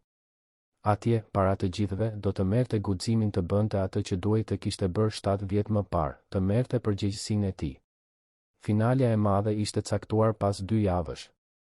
Lira ushtrohej çdo ditë. Këtë herë kishte vendosur të këndonte jo vetëm Ti e rezja ime e diellit, por edhe të shtonte një varg të vogël të saj në fund, diçka që dilte nga zemra, diçka që ishte vetëm e saj. Elena e ndihmonte, duke i sugjeruar fjalë, duke e inkurajuar. Një pasdite, ndërsa ushtroheshin në dhomë, Elena pati një vizitë të papritur. Ishte doktor Martin Tahiri, avokati që ishte prezantuar si përfaqësues i fondacionit. Ai sillte një lajm. Zonja Elena, erdha t'ju njoftoj se fondacioni do të donte të ishte i pranishëm në finalen e programit. Do të donim të ndiqnim nga afër rrugëtimin e Lirës, pasi ju përfituat nga ne. Do të ishte një mënyrë për të promovuar punën që bëjmë. Elenës ju duke çuditshme, por pranoi. Nuk e dinte se, në të vërtetë, ai burr ishte aty me urdhër të Ardianit, i cili donte të sigurohej se gjithçka po rregullohej që Elena të mund të ishte në audiencën e finales. Do të sigurojmë transport, akomodim nëse është e nevojshme, gjithçka që zonja të mund të jetë aty duke mbështetur të bien. Elena e falenderoi, e emocionuar. Nuk e dinte se, pas pak ditësh, jeta e saj do të përmbysej në një mënyrë që kurrë nuk mund ta imagjinonte. Ditët e fundit para finales së madhe ishin plot ankth. Lira mezi flinte. Elena, megjithse tashmë e shëruar, ndjente një nervozizëm të vazhdueshëm. Të dyja e dinin se ai do të ishte momenti vendimtar. Të fitoje programin nuk nënkuptonte vetëm paratë, por edhe konsolidimin e gjithçkaje për të cilën kishin luftuar. Në prag të finales, Elena u ul me Lirën në cep të shtratit dhe I mbajti duart. Vogëlushja ime, pavarësisht çfarë ndodh nesër, dua të dish një gjë, ti tashmë je një fituese. Jo për shkak të programit, por për shkak të asaj që je. Një vajzë 7 vjeçare që u përball me botën për të shpëtuar nënën e saj. Kjo është më e vlefshme se çdo çmim. Lira e përqafoi fort nënën. Unë do të fitoj, mami. Do të fitoj për ne. Dhe kështu, nën e bi fjetën të përqafuara, duke u përgatitur për ditën që do t'ua ndryshonte jetën për gjithmonë. Mëngjesi i finales së madhe agoi me një qiell të kaltër e të pastër mbi Tiranë. Ishte e shtunë dhe pallati i kongreseve ishte i panjohshëm. Mijëra njerëz grumbulloheshin në hyrje duke mbajtur pankarta me emrat e kandidatëve të tyre të preferuar. Kamera televizive zinin të gjitha hapësirat strategjike. Gazetarët intervistonin çdo që kalonte. Zhurma ishte shurdhuese, energjia ishte elektrizuese. Brenda një prej dhomave të zhveshjes të rezervuara për finalistët, Lira ishte ulur në një karrige para një pasqyre të ndriçuar, duke u grimuar nga një profesioniste. Vajza shikonte reflektimin e saj me sy të zgurdulluar, pothuajse duke mos e njohur veten. I kishin krejur flokët në kaçurela delikate, i kishin aplikuar një skuqje të lehtë në faqe dhe një shkëlqyes transparent në buzë. Ajo kishte veshur një fustan të bardhë të thjeshtë por të bukur, që produksioni i programit ja kishte siguruar. Në këmbë, këpucë të bardha të reja që ende ishin pak të ngushta. Pranë saj, Elena vëzhgonte gjithçka me sy të përlotur. E bia, Lira e saj e vogël, ishte aty gati për t'u prezantuar para miliona njerëzve. Ishte surreale. Dukej si një ëndër nga e cila kishte frikë të zgjohej. Si po ndihesh, vogëlushja ime, pyeti Elena, duke i përkëdhelur flokët së bijës. Me frikë, pranoi Lira. Po sikur të harroj tekstin? Po sikur të më dridhet zëri? Po sikur t'i zhgënjej të gjithë? Elena u gjunjëzua pranë karriges dhe i mbajti fytyrën së bijës mes duarve. Më shiko mua, Lira. Më shiko mirë. Ti nuk do të zhgënjesh askën. Sepse ti do të shkosh atje dhe do të këndosh me zemër, siç ke bërë gjithmonë. Dhe pavarësisht rezultatit, unë do të jem në audiencë duke të duar trokitur në këmbë. Ti je kampionia ime. Gjithmonë ke qenë. Lira buzëqeshi dhe përqafoi nënën. Në atë përqafim gjeti forcën që i nevojitej. Në anën tjetër të kompleksit, në prapaskenat e rezervuara për Jurin, Ardian Aliu ishte vetëm në dhomën e tij. Kishte veshur një kostum të zipa të meta, këmishë të bardhë dhe kravatë blu të errët. Flokët i kishte të krejur në mënyrë perfekte, fytyrën e kishte të ruar, por syt tradhtonin stuhinë e brendshme që po përjetonte. Nuk kishte mundur të flinte natën e kaluar. Kishte kaluar orë të trazgjuar, duke përsëritur në mendje se çfarë do të thoshte, si do ta thoshte, kur do të ishte momenti i duhur. Kishte marrë një vendim. Pavarësisht rezultatit të finales, ai do të zbulonte të vërtetën. Do të pranonte publikisht se ishte babai i Lirës, do t'i kërkonte falje Elenës dhe do të përballej me pasojat. Nuk mund të vazhdonte të jetonte atë gënjeshtër. Nuk mund të vazhdonte të ishte një frikaca. Celulari i tij ra. Ishte doktor Martini. Ardian, gjithçka është gati. Elena dhe Lira janë në kompleks. Elena do të jetë e ulur në rreshtin e parë të audiencës, siç kërkove. Shkëlqyeshëm. Faleminderit, Martin. Je i sigurt për atë që do të bësh sot? Kjo mund të ketë pasoja të mëdha. Imazhi yt, karriera jote. E di. Por nuk më intereson më. Ka gjëra më të rëndësishme se karriera. Ardiani e mbylli dhe mori frym thellë. Pas pak orësh, e gjithë jeta e tij do të ndryshonte. Dhe ishte gati. Programi filloi në orën 8 të mbrëmjes. Salla ishte plot. Më shumë se 5.000 njerëz zinin tribunat. Dritat u fikën dhe një projektor ndriçoi qendrën e skenës. Prezantuesi, Arben Malaj, një burr karizmatik rreth të 40-tave, hyri duke buzëqeshur dhe duke përshëndetur audiencën që shpërtheu në duartrokitje. Mirëmbrëma, Shqipëri. Mirë se vini në finalen e madhe të talenteve të Shqipërisë. Sot, ju do të njihni 5 finalistët që kanë pushtuar zemrat e miliona shqiptarëve. Dhe njëri prej tyre do të dalë nga këtu me çmimin prej 20 milion lekësh. Audienca bërtiti me eufori. Arbeni vazhdoi të prezantonte programin, duke shpjeguar rregullat, duke falendëruar sponsorët. Dhe pastaj erdhi koha për të prezantuar jurin. Dhe tani, le të mirëpresim jurin ton të dashur. Marcela Frashëri, zëri që shënoi një brez. Marcela hyri në skenë në duartrokitje të ngrohta, përshëndeti të gjithë dhe u ul në karrigen e saj. Ferdinand Leka, dirigjenti që nuk fal. Ferdinandi hyri me qëndrimin e tij serioz dhe u rehatua pranë Marselës. Dhe së fundi, njeriu pas sukseseve më të mëdha të muzikës shqiptare, Ardian Aliu. Ardiani hyri në skenë me hapa të sigurt, por zemra i rritë fort. Përshëndeti shkurtimisht audiencën dhe u ul në karrige. Sytë e tij skanuan publikun derisa gjetën Elenën në rreshtin e parë. Ajo ishte aty, më e dobët se sa e kujtonte, me fytyrë të lodhur por me sy që shkëlqenin nga emocioni. Kur e njohu, Elena rrodhi lehtë ballin, sikur diçka brenda saj ishte ndezur. Por ajo nuk tha asgjë. Vetëm vazhdoi të shikonte. Ardiani e largoi shikimin shpejt. Nuk ishte ende koha. 5 finalistët u thirrën në skenë një nga një. Secili do të prezantohej me një këngë të re ose me një interpretim të veçantë. Lira do të ishte e fundit që do të prezantohej. Kandidati i parë ishte Gjon Pietri, një djalë 16 vjeç me një zë të fuqishëm dhe të thellë. Këndoi një këngë origjinale për tejkalimin e vështirësive dhe mori duartrokitje entuziaste. E dyta ishte Amanda, një vajzë 12 vjeç me talent për kërcim dhe këndim. Bëri një prezantim energjik që gjallëroi audiencën. I treti ishte Karli, një iri 15 vjeç që luante bateri dhe këndonte rap, solli një mesazh të fortë social që emocionoi të gjithë. E katërta ishte Beatrisa, 9 vjeçe, e cila këndoi një këngë klasike me një zë kristalor dhe mbresëlënës. Dhe pastaj erdhi radha e lirës.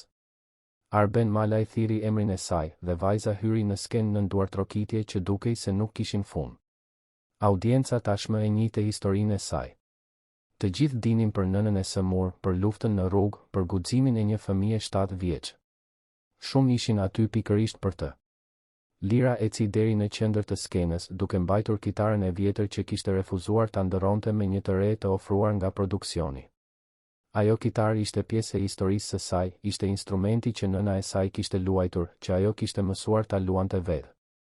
Nuk mund ta braktiste tani. Zhurma e audiencës u zbe derisa u bë heshtje totale. Lira e rregulloi kitarën në preher, shikoi rreshtin e parë ku ishte nëna e saj dhe buzëqeshi. Elena, me lotët që tashmë i rridhnin nëpër fytyrë, i bëri një gjest inkurajues. Lira filloi të luante. Akordet e para jehonin nëpër sallë me një saktësi që ajo kurrë nuk e kishte arritur më parë. Të gjitha provat, gjithë përkushtimi, gjithë dhimbja e transformuar në muzikë ishin aty. Dhe pastaj ajo filloi të këndonte. Ti je rezja ime e diellit, e vetmja rezë e dielli. Ti më bën të lumtur kur qielli është gri. Ti kur nuk do ta dish, i dashur, sa shumë të dua. Të lutem, mos ma merr rezën e diellit. Zëri i saj, i ëmbël dhe i pastër, heshti sallën. Nuk kishte më asgjë tjetër përveç asaj vajze dhe muzikës së saj. Emocioni ishte i prekshëm. Njerëzit në audiencë filluan të qanin. Kamerat kapnin çdo detaj, çdo shprehje, çdo lodh. Ardiani, i ulur në tavolinën e jurisë, ndihej sikur po e thernin në gjoks. Çdo fjalë e asaj kënge ishte një kujtim, një akuzë, një kërkesë faljeje që ai nuk e meritonte. Duart i dridheshin. Syt i digjinin. Ai nuk mund ta largonte shikimin nga Lira. Ajo ishte vajza e tij. Ajo ishte fëmia që ai e kishte braktisur. Ajo ishte jeta që ai e kishte shkatëruar nga frika. Lira vazhdoi të këndonte dhe pastaj, siç i kishte premtuar vetes, shtoi një varg të sajin, diçka që vinte direkt nga zemra e saj. Dhe edhe nëse e gjithë bota më harron, edhe nëse dritat fiken, unë do ta këndoj këtë këngë për ty sepse ti je drita ime, ylli im, gjithçkaja ime. Dhe unë kur nuk do të heq dorë nga ty. Kur mbaroi, pati një heshtje prej disa sekondash që dukej e përjetshme. Dhe pastaj salla shpërtheu. Njerëzit u ngritën në këmbë, duartrokitën, bërtitën, qanë. Ishte një ovacion që nuk pushonte. Edhe kandidatët e tjerë në prapaskenë duartrokitnin të emocionuar. Lira, ende në qendër të skenës, shikonte gjithë atë pa mundur të besonte. Ja kishte dalë. Kishte dhënë më të mirën e saj. Arben Malaj u ngjit në skenë me sy të kuq. Lira, Lira, Lira. Ajo që sa po bëre këtu ishte diçka që askush nuk do ta harroj lehtë. Le të dëgjojmë se çfarë ka për të thënë juria jon. Marcela ishte e para. Fshiu lotët me një shami dhe tha me zë të prekur, Lira, e dashur, nuk kam fjalë. Ti je 7 vjeç, por këndon si dikush që ka jetuar 1000 jetë. Zëri yt mbart një të vërtet që nuk mësohet, që nuk jepet. Lind brenda nesh. Dhe ti e ke këtë. Vota ime është po, me gjithë sigurinë e botës. Ferdinandi rregulloi syzet, pastroi fytin dhe tha, unë njihem si ashpër, si kërkues. Por sot duhet të bëj një përjashtim. Sepse ajo që pash këtu nuk ishte vetëm talent. Ishte shpirt. Ishte pastërti. Ishte dashuri në formë muzike. Ti më emocionove, vajzë. Dhe kjo është shumë e rrallë. Vota ime gjithashtu është po. Të gjithë shikuan Ardianin. Ai ishte i palvizshëm, me fytyrë të zbet dhe sy të ngulur të lira. U vonua aq shumë për të folur sa Arbenit ju desh ta thërriste. Ardian? Cila është vota jote? Ardiani mori frym thellë. Duart i dridheshin ende. E dinte se ishte tani. Se nuk mund ta shtynte më. Se kishte ardhur momenti të përballej me të vërtetën. U ngrit ngadalë nga karrigia. Audienca heshti, e hutuar. Arbeni rudhi ballin. Marcela dhe Ferdinandi u pan me njëri tjetrin, pa kuptuar. Ardiani eci drejt qendrës së skenës, duke u përballur me Lirën. Vajza e shikonte e friksuar, pa kuptuar se çfarë po ndodhte. Lira, filloi Ardiani, zëri i dridhej. Para se të jap votën time, duhet të tregoj diçka. Duhet të tregoj diçka që duhet ta kisha thënë shumë kohë më parë. Salla ishte në heshtje absolute. Asnjë pëshpërim. Të gjithë ishin të përqendruar në atë skenë. Ardiani shikoi audiencën, Elenën të ulur në rreshtin e parë. Ajo ishte e zbethë, me duart që i mbulonin gojen, sikur tashmë e dinte se çfarë do të vinte. 7 vjet më parë, vazhdoi Ardiani, zëri i tij duke u bërë më i qëndrueshëm, unë bëra gabimin më të madh të jetës sime. Unë dashurova një grua të quajtur Elena. Ajo ishte e veçantë, ishte e vërtetë, ishte gjithçka që më duhej. Dhe kur ajo më tha se po priste një fëmijë, unë ika. E braktisa shtatzën sepse mendova se karriera ime ishte më e rëndësishme. Mendova se nuk isha gati të bëhesha baba. Mendova se ato do të ishin më mirë pa mua. Elena filloi të qante pa kontroll.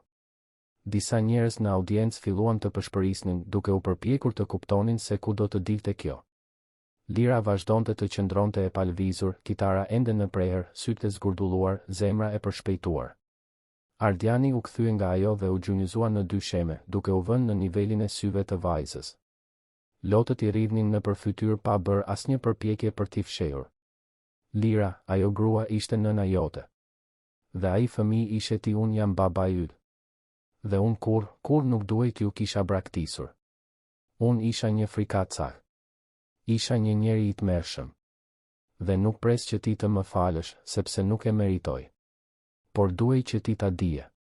Duhej ta pranoja publikisht përgjegjësinë time. Salla shpërtheu në britma, murmurima, thirrje. Kamerat vrapuan për të kapur reagimin e Elenës, e cila ishte në gjendje shoku. Lira mbeti e paralizuar. Truri i saj përpiqej të përpunonte ato fjalë. Ai burr ishte babai i saj. Babai që e kishte braktisur? Babai që nuk e kishte njohur kurrë? Ti e babi im, pyeti me zë të dridhur. Ardiani pohoi me kokë, duke u dënesur. Po, vogëlushja ime. Unë jam. Dhe më vjen shumë keq. Më vjen keq që nuk isha aty kur ti linde. Më vjen keq që nuk të pash të bëje hapat e parë, të thoje fjalët e para. Më vjen keq që e lash nënën tënde të vuante vetëm. Më vjen keq për gjithçka. Lira shikoi audiencën, duke kërkuar nënën. Elena ishte në këmbë tani, duke u dridhur, duke qarë. Lira e la kitaren në dy sheme dhe vrapoi drejt saj. Nën e bi u përqafuan në mes të sallës, nën shikimet e mira njerëzve dhe miliona që shikonin në televizion. Ardiani mbeti i gjunjëzuar në skenë, me fytyrën mes duarve, duke qarë si kur më parë në jetën e tij. Arben Malaj, krejtësisht i humbur se çfarë të bënte, ju afrua Ardianit dhe e pyeti me zë të ulët, Ardian, je i sigurt për atë që sapo bëre? Kjo po transmetohet drejt për të gjithë vendin. E di, u përgjigj Ardiani, duke fshirë fytyrën. Dhe pikërisht për këtë duhej të ishte kështu. E kam fshehur të vërtetën për shumë kohë. Elena, ende e përqafuar me Lirën, shikoi Ardianin në skenë. Sytë e tyre u takuan për herë të parë pas 7 vjetësh. Kishte dhimbje, kishte hidhërim, por kishte edhe diçka më shumë. Kishte kujtimin e dashurisë që dikur kishin ndarë. Kishte kuptimin se, pavarësisht gjithçkaje, ai ishte aty, duke pranuar gabimet e tij. Ajo e lëshoi butësisht Lirën dhe i tha, shko atje. Shko fol me të. Por mami. Shko, bia ime. Ai është babai yt. Dhe të gjithë meritojnë një shans të dytë. Lira shikoi nënën, pastaj Ardianin. Ndjenjat e saj ishin të përziera, kontradiktore. Zemërim, kuriozitet, frikë, shpresë. Të gjitha në të njëjtën kohë. Por bëri një hap përpara. Dhe pastaj një tjetër. Dhe një tjetër. Eci drejt skenës ngadalë. Ardiani e pa të afrohej dhe ndjeu zemrën gati të ndalonte. A do të refuzohej? A do të urrehej? E meritonte. Lira ndaloi para tij. Ardiani ishte ende i gjunjëzuar, kështu që të dy ishin ballë për ballë. Vajza e studioi me vëmendje, duke vëzhguar çdo detaj të fytyrës së tij. Duke u përpjekur të gjente diçka nga vetja tek ai burr. Ti ike sepse nuk më doje, pyeti me zë të vogël. Ardiani tundi kokën me forcë. Jo. Kur nuk ishte kjo, Lira. Kur? Unë ika sepse isha i dobët, sepse kisha frikë, sepse isha i humbur. Por kur nuk ishte sepse nuk të doja. Nëse do të mund të ktheja kohën pas, do të bëja gjithçka ndryshe. Do të qëndroja. Do të isha babai që ti meritoje. Dhe tani? Ti do të jesh babai im tani? Ardiani gëlltiti pështymën. Më shumë se çdo gjë në botë. Por vetëm nëse ti do, vetëm nëse ti ma jep këtë shans. Dhe unë e kuptoj nëse ti nuk do. E kuptoj nëse ti më urren. Lira qëndroi në heshtje për sekonda të tëra. E gjithë salla mbajti frymën. Dhe pastaj, duke befasuar të gjithë, përfshirë edhe veten, Lira bëri një hap përpara dhe përqafoi Ardianin. Ishte një përqafim hezitues, i pasigurt, por ishte një përqafim. Ardiani e mbështolli me krah, duke u dridhur, duke qarë, duke mbajtur të bien për herë të parë pas 7 vjetësh. Nuk e di nëse mund të fal tani, përshpëriti Lira. Por dua të provoj. Dua të njoh. Dua të kem një baba.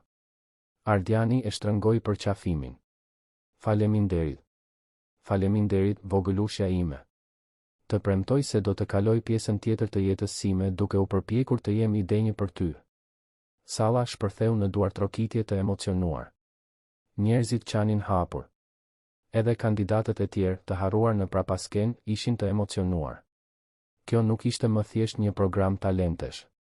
Ishte jeta reale, e papërpunuar dhe intensive. Elena u ngjit në skenë dhe ju afrua të dyve. Ardiani e pa dhe u ngrit, ende duke mbajtur Lirën. Sytë e Elenës ishin të kuq, por ajo ruante qetësinë. Elena, tha Ardiani me zë të prekur. Nuk kam fjalë të mjaftueshme për të kërkuar falje për atë që të bëra. Unë ta shkatërrova jetën. Të braktisa 7 zën, vetëm, pa mbështetje. Dhe megjithatë, ti arrite këtë vajzë të mrekullueshme. Ti je një heroin. Dhe unë jam thjesht një frikacak që po përpiqet të korrigjoj gabimet e tij. Elena e shikoi për sekonda të tëra. Ti më lëndove shumë, Ardian. Ti më le kur kisha më shumë nevojë. Kam kaluar net duke qarë, duke pyetur veten se çfarë kisha bërë gabim. Por duke parë prapa tani, kuptoj se ndoshta ishte më mirë kështu. Sepse unë e rrita Lirën vetëm dhe ajo u bë ky person i mrekullueshëm që është këtu sot. E fortë, guximtare, e dashur.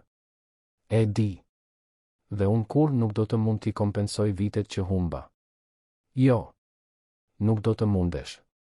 Por, Elena mori frym thellë, unë besoj në shanset e dyta. Jo për ty, por për të. Lira meriton të ketë një baba. Dhe nëse ti je vërtet i gatshëm ta marrësh këtë përgjegjësi, unë do të ta jap këtë shans. Por mos u gënje, nëse e lëndon përsëri vajzën time, nuk do të ketë falje. Ardiani pohoi me kokë. E kuptoj. Dhe të premtoj se nuk do të zhgënjej. Kur më? Arben Malaj, ende duke u përpjekur të përpunonte gjithçka që po ndodhte, ju afrua grupit dhe tha, e po, miq, kjo me siguri ishte finalja më emocionuese në historinë e televizionit shqiptar. Por tani duhet të shpallim fituesin. Pati një heshtje. Në të vërtet, në atë moment, çmimi duke i pothuajse i parëndësishëm krahasuar me atë që sapo kishte ndodhur. Juria u mblodh shpejt për të diskutuar. Nuk zgjati shumë. Kur u kthyen, Marcela mori mikrofonin dhe tha, votimi ishte unanim. Fituesja e talenteve të Shqipërisë është Lira Santos. Salla shpërtheu përsëri. Konfeti ran nga tavani. Muzika filloi. Lira u rrethua nga përqafime, nga britma, nga urime. Ajo kishte fituar. Vërtet kishte fituar. Por për të, në atë moment, çmimi i vërtet nuk ishin paratë. Ishte të kishte nënën e saj gjallë dhe të shëruar. Ishte të kishte gjetur baban e saj. Ishte të kishte rigjetur një familje. Në muajt që pasuan, shumë gjëra ndryshuan. Ardiani, me mbështetjen e Elenës, filloi të bëhej pjesë e jetës së Lirës. Në fillim ishte e çuditshme, e komplikuar, plot momente të sikletshme. Por pak nga pak, ata ndërtuan një marrëdhënie. Ardiani e merrte nga shkolla, e çonte për akullore, e ndihmonte me detyrat e shtëpisë. Po mësonte të ishte baba, dhe Lira po mësonte të kishte një. Elena dhe Ardiani nuk u bën menjëherë çift. Kishte hidhërime të thella që duheshin shëruar. Por vendosën t'i jepnin vetes një shans. Filluan të takoheshin për të biseduar, për të darkuar, për të kaluar thjesht kohë bashkë. Besimi po rindërtoi tull pas tulle. Me çmimin prej 20 milion lekësh, Lira dhe Elena krijuan fondacionin Rrezja e Diellit, i cili ofronte kurse muzike falas për fëmijët në situatë vulnerabël. Fondacioni u rrit shpejt dhe filloi të shërbente qindra fëmijëve në Tiranë dhe në qytete të tjera. Elena, plotësisht e shëruar, administronte projektin. Ardiani kontribuonte me përvojën e tij në industrinë muzikore, duke sjellë mësues të kualifikuar dhe mundësi për nxënësit. Lira, tani një personazh i vogël i njohur, vazhdoi të këndonte. Por jo më nga nevoja. Këndonte nga dashuria për muzikën, nga pasioni. Publikoi një album për fëmijë që pati sukses në të gjithë vendin, me këngën Ti je Rrezja ime e Diellit, që u bë një himn shprese dhe tejkalimi. Familja u transferua në një shtëpi komode në një lagje të qetë të Tiranës. Nuk ishte një vilë, por ishte mikpritse, kishte një kopsht ku Lira mund të luante dhe hapësirë të mjaftueshme për të gjithë. Elena, Ardiani dhe Lira jetonin aty, duke rindërtuar pak nga pak atë që dikur ishte thyrë. Kishte zënka, kishte mosmarrëveshje, kishte momente të vështira. Por kishte edhe dashuri. Kishte falje. Kishte kuptimin se familjet nuk janë perfekte, por janë të vlefshme. Një të shtunë mbrëma, pothuajse një vit pas finales së programit, të tre ishin mbledhur në dhomën e ndenjes rreth pianos që Ardiani i kishte bler Lirës. Vajza, tani 8 vjeç, luante tastet me shkaftësi në rritje. Elena dhe Ardiani, të ulur pranë saj, këndonin bashkë. Ti je rrezja ime e diellit, e vetmja rrezë e dielli. Ti më bën të lumtur kur qielli është gri. Ti kur nuk do ta dish, i dashur, sa shumë të dua. Të lutem, mos ma merr rrezen e diellit. Kur mbaruan, të tre u përqafuan. Lira shikoi prindërit dhe buzëqeshi. Ju dua. Edhe ne të duam, u përgjigjen Elena dhe Ardiani një zëri. Ajo këngë, që dikur ishte një thirrje e dëshpëruar për ndihmë, ishte transformuar në një himn mirënjohjeje. Një kujtesë se dashuria mund të ndërpritet, por kur të mos shkatërohet. Se muzika ka fuqinë të shërojë plagë të thella. Se falja, edhe pse e vështirë, është çliruese. Dhe se ndonjëherë çmimi më i madh në jetë nuk janë paratë, nuk është fama, nuk është suksesi. Është shansi për të rifilluar. Është mundësia për të parë ata që duam dhe për të thënë, unë gabova, por jam këtu tani. Dhe nuk do të iki më kurrë. Historia e Lirës, Elenës dhe Ardianit është prova se kur nuk është vonë për të bërë gjën e duhur. Se edhe në momentet më të errëta, gjithmonë ekziston një dritë. Një rrezë dielli.